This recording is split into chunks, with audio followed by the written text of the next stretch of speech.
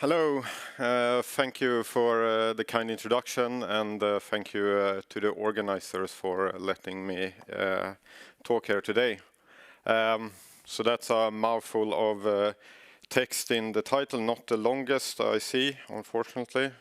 But I would like to start the presentation of thanking the people that actually did the work. As was mentioned in the introduction, I am the team leader, so I sit in meetings and have opinions. It was Annie and Lakshida mainly that did the work that I will present today. They are here at the conference, so if you have questions, you can also bother them in the break. And our academic collaborator, Rocio Mercado, is also here at the conference at some place. So go and talk to her, she's really nice.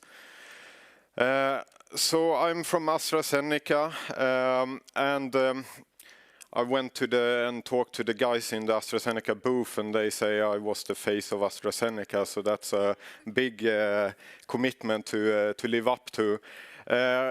This is my sort of summary of what we are doing in AI in AstraZeneca. The fact is that it's a big company. We do a lot of different things. When it comes to AI and machine learning, it affects the entire process of developing pharmaceuticals, from the identification of what target in the body you want to develop new drugs for. There we use knowledge graphs, and we analyze big genomic data sets, and it ends up the process in clinical trials, where we use a lot of data science and statistics to help us select the cohorts for the clinical trials. Where I am located in this, it's early. It's right after we have identified the target, and we want to start developing a drug candidate for this. So that is the focus of the talk, because that's what I'm an expert at. And I'm come from a department called Molecular AI. Despite we being in a big corporate, we have a quite academic setup. So we are about 19 permanent staff working in this department, but that is matched up by almost as many PhDs, postdocs, and master thesis students. We are three teams focusing on different areas.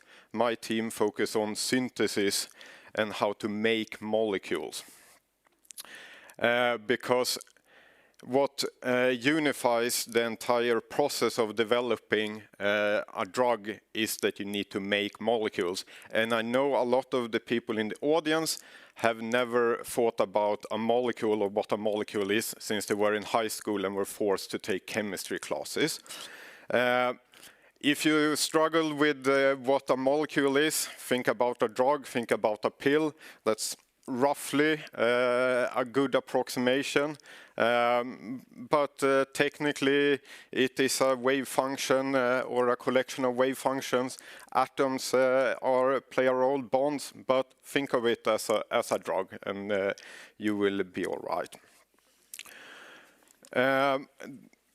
Making molecules in pharma differs very much from if we are in the early phase, where the chemist the focus is on making or inventing a small molecule that might have a potential. And the thing is, you want to make that in rather small quantities, because that's enough. You want to make it quick to get a signal to understand if you want to proceed with this candidate or not. So the speed is the key here. Later on, we have chemists that wants to make a process out of this, so they want to maybe make a ton out of this, and then how you actually make the molecule matters more. So then there are other factors that comes into play here, like sustainability and purity. Because if you can make one small step in the plan, a little bit cheaper, that will have a big effect on the entire process. Okay.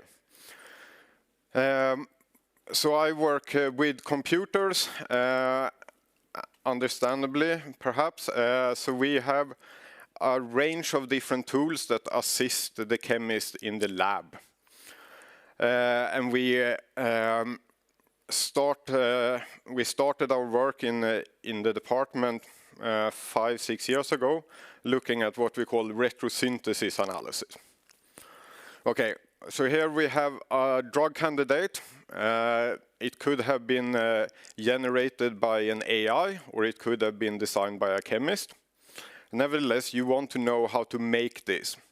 So you break it down into smaller pieces until you get to pieces that you can get from the shelf in AstraZeneca, or you can purchase from commercial vendors.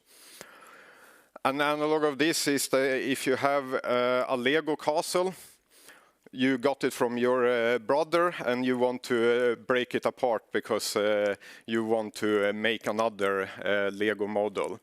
That's sort of the process. You break it down into these pieces.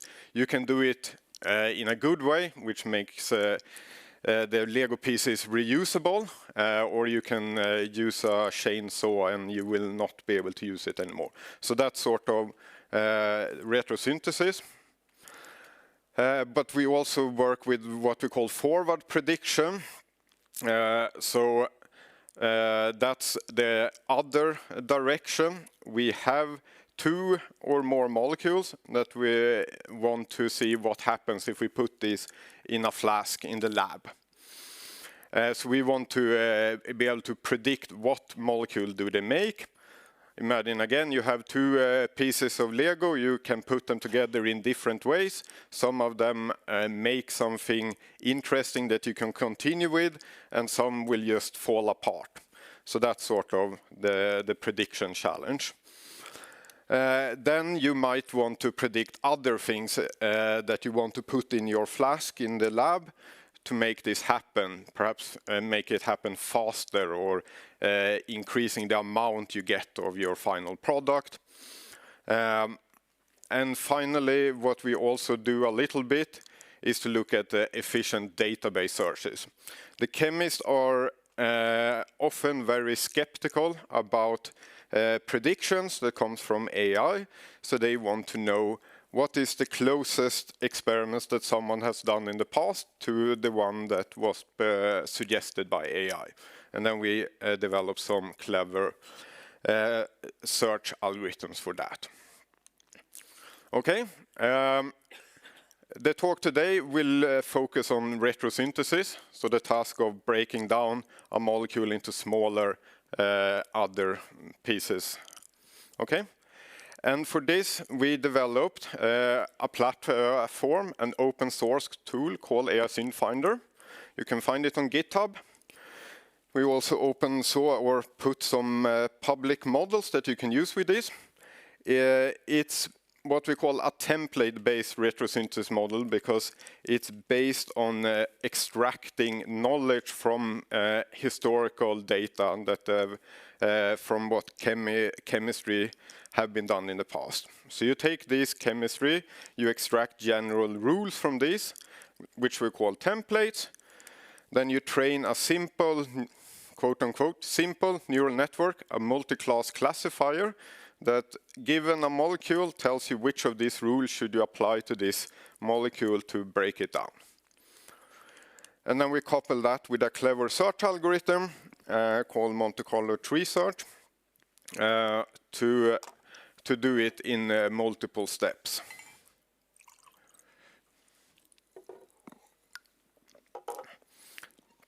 Ten years ago, there was an AI that was used to beat a human in Go, AlphaGo. This is pretty much the same algorithm as they used for Go, but we use it for chemistry.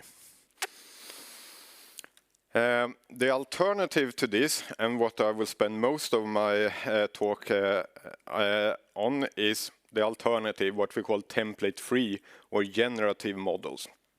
Here we treat retrosynthesis as a language problem.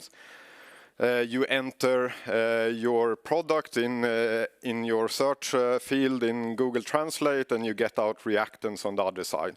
That's the model we want to train, and this is sort of learning both chemical rules and the prioritization of those rules. There has been plenty of literature on that. We are not the first one that's doing this. But we, a couple of years ago, we pre-trained a BART model to learn the chemical language, which we call SMILES. So these are text representations of molecules, representing the different atoms or how they are bound together. It's not a large language model. Depending on who I talk to, maybe a higher manager, I say it's a large language model, but it's only 250 million parameters or so. We fine-tune this on the specific task we are interested in. We can do retrosynthesis or we can do forward prediction. And we call this model Chemformer as sort of our foundation model. What are the benefits of this compared to what we already have in production? We have a system that is used, the template based on extracting rules. This is used by chemists every day. So why do we looking into template-free models? There are some technicalities, like we don't need to extract template. We can learn this by training the model instead of infusing our knowledge. It probably scales better to larger chemical spaces. The template-based model, that's a multi-class classifier, and our production model has 180,000 classes. So you can imagine that that's quite a challenging of ranking 180,000 different classes. But what's most exciting is that there is the promise of extrapolating outside known chemical space. If we have the template free, we are basing that on existing knowledge. But template free models, the promise is that we can combine the knowledge to generate something new. So what we did, we took our reaction data. We have both proprietary data, patent data, and our own records from AstraZeneca chemists. In total, it's about 18 million unique reactions. We train our template-based model. We train a Chemformer for retrosynthesis and also for a forward. And the key question is the Chemformer a chemically viable option to template-based retrosynthesis? A little bit on the evaluation metrics. Since we have our historical data, we have ground truth data. We can put in our product, get out reactants, and we can compare them exactly with what was recorded in the database. And we can compute the top and exact matching accuracy. What we rather prefer is something called round-trip accuracy, where we use the forward model to validate the backwards model. So we take the output of the retrosynthesis models, the reactants, and put them in the forward model. That's a better way to evaluate, because molecules can react in different ways and still be valid. It doesn't have to be exactly the product that was recorded in the data. It could form other molecules, and this we take care of. We started the evaluation of this a year ago. I was a skeptic. I liked my template base because I know exactly how it worked. And my notion was that a generative model would excel on quote-unquote simple, trivial chemistry. It's always good to bring in students to prove you wrong. So we did that. We brought in 2 master's thesis students together with Rocio from Chalmers. And we basically looked at different reaction classes, different types of chemistry. Some where you just where there is a very small rearrangement that needs to be happen in the input molecules to produce your product, and some where there is quite a bit of rearrangement and chemical bonds needs to be formed and broken. And the findings, as you see here, both on the exact matching and the round-trip matching, is that the Chemformer model is surprisingly good at quote-unquote complex chemistry. Even if you have 5 reactant molecules, like in the Uger reaction, you don't need to know what a Uger reaction. You have 5 Lego pieces, you want to produce a very specific Lego set piece of that. That's sort of more complex than if you have 2 Lego pieces and you want to combine them. It's surprisingly good at that. So they proved me wrong, and I became a devout transformer person, and now we do now and go around and have this talk and telling you all about this. So that was just the first. Remember, this is just breaking down the molecule in one step. What we want to do is to break it down further into commercial starting material. And we looked, and we call this multi-step performance. We created a test set to evaluate it on AstraZeneca interesting compounds. We saw that of these 5,000 AstraZeneca-like compounds, we could find synthesis plans for 23 of the compounds where we couldn't find it with our standard approach, the template-based. So we get an increase in success rate by using the Chemformer model with close to 25%, which is really interesting. The question then is, do they just make things up? Is it just hallucinations? Hence the question, do Chemformers dream of electric matter? And what we did was we took those synthesis plans, those multiple steps. We looked at each step and we did a number of analyses. I will not have time to go through all of the analysis. And a lot of it is would simply confuse you, because I would show chemistry that even tricked or almost tricked some of our very skilled chemists in AstraZeneca.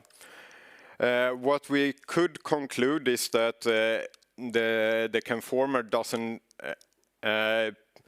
have a slightly less accurate prediction or feasibility of the reactions, but within the error bars of one another. So the accuracy drops a little bit with the Chemformer, but not a lot. So that's good. We looked at the chemical space. So remember that one of the promises was that Chemformer could extrapolate to novel chemical space. So we looked at, so this shows the picture on your left, shows sort of the chemical space overlap between the Chemformer and the template-based, and they solved this problem with slightly different chemistry. What's more interesting is the Chemformer versus library, which shows that there is about 4,500 in this example, 4,500 new quote-unquote new chemistry that we didn't have, that we couldn't extract from our known historical reaction data. So this show for the first time that a template, a generative model, could actually extrapolate new chemistry. And I could show examples of that, but I'm running out of time. So you can read the paper if you are interested in looking at molecules. What I will conclude with is sort of summarizing this and saying that the Chemformer appears to be a viable option for template-based retrosynthesis. We see that it hallucinates. It is a generative model, after all. But right now we think it is at a level where it is acceptable. The chemists in the lab that will use this tool, they will probably come back and complain to us in some instances, but hopefully we can keep that to a minimum. There are two issues ahead of us. One is computational speed. That's an engineering task. We have a PhD student and a master's thesis student looking at this. That's very much solvable. The other is about interpretability, because as I said, the chemist really wants experimental support for the predictions, and that doesn't come out of this model since it's a generative model. So right now we are toying with the idea of using sort of a two-stage approach. First we use the fast template-based model, the standard that we have in, because that will give us 70 to 80% solutions to AstraZeneca molecules. And then if we fail with that, we'll try with the Chemformer. So I will end again with the acknowledgement slide, and I thank you for listening to me, and I'm happy taking questions.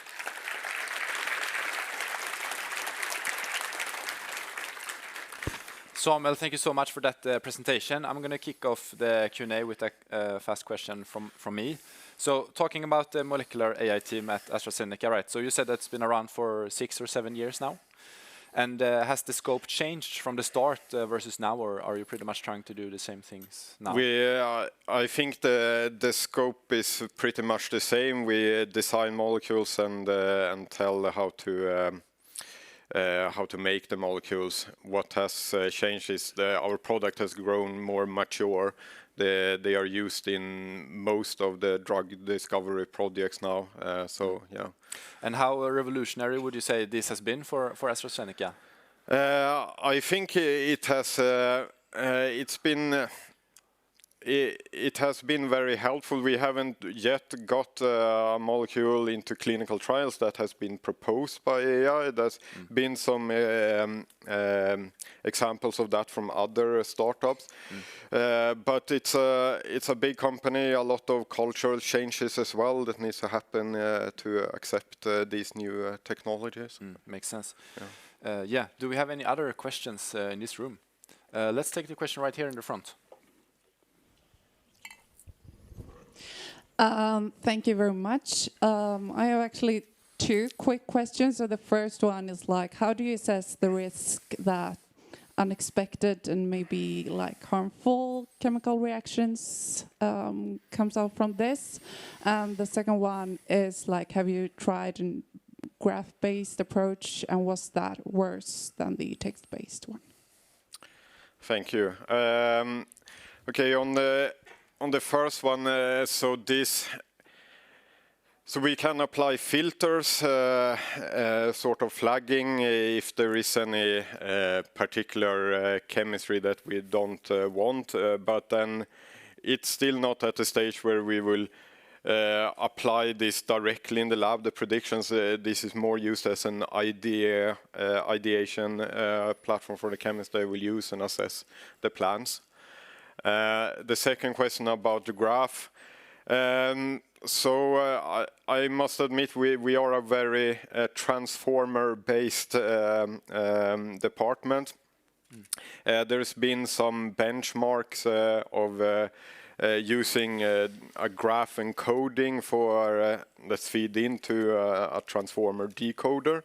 But we haven't tested it because we have been very happy with language-based. We have had some other projects where we used graph for generating molecules. Roseo's started out in our lab as a postdoc investigating graphs for generating molecules. So we have done things like this, but not so much for synthesis. Great. We have time for a few more questions, if there are any. Yeah, right here. Thank you for a really nice presentation. And I'm really curious, have you estimated how much time is saved in the synthesis cycles? Now you sound like some upper management at AstraZeneca. Thank you. I think that's a good question, and I will come back in a year when our funding cycle is over and we need to evaluate our project. What we can say, we have sort of estimated some rough idea on how much time it saves. I cannot quote any exact notes because I think it's a very rough estimate. What we've seen is that we have a number of impact examples where it has changed the idea or the decision process of the synthesis. I think that's more on the level now where we evaluated. We want to see uptake and we want to see that it's actually changing the way that they are making synthesis, and I think we have that, but we haven't any numbers on time. All right, thank you. Great, and yeah, I do believe we have time for a last question before we go on break, if there is one in the room. I believe not. Or yeah, sorry, here. Let's take here. Yeah. Yeah, the mic is coming to you. There you go. You said you use text as input to describe the reactants. How do you express them, like normal C3H2, etc.? Yes, a little bit more elaborate than that. So it's a language called SMILES, which represents. So basically, it is the atoms, but then you have certain characters representing the bonding information between those. So to represent the entire graph that constitutes the molecule. So yeah, and there are a few other sort of language representations of molecules, but SMILES is by far the most used. Yeah.